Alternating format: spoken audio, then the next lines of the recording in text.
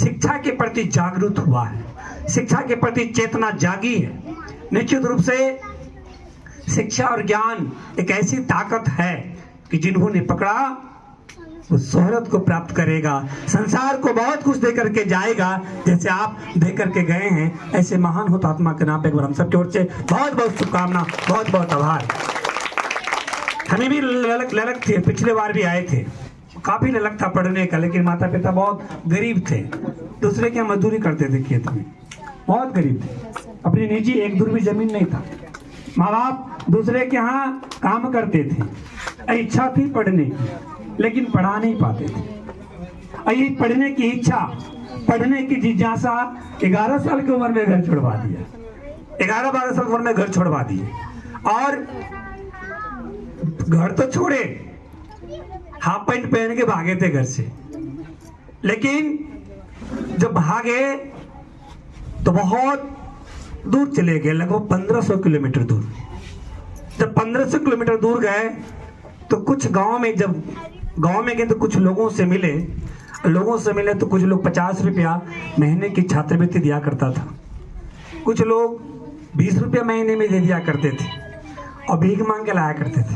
लगभग 8 साल तक गांव में भीख मांगते थे और भोजन करते थे और गुरुजी के यहाँ जाके पढ़ाई किया करते थे 8 वर्षों तक।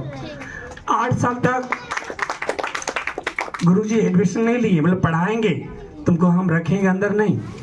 हरियाणा में है गुरुकुल कालवा, जिला जिंद पड़ता है, आज भी वहाँ पे गुरुकुल चल रहा है।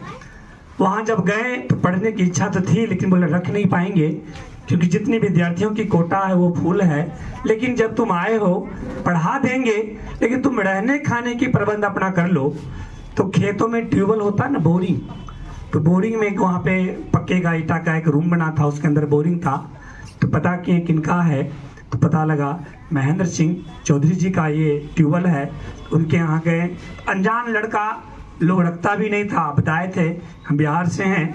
तो बिहारी के नाम से हरियाणा में बड़ा अजीब टाइप के लोग देखते थे कि पता नहीं ये ट्यूबवेल चोरा के भाग जाएगा, लेके भाग जाएगा।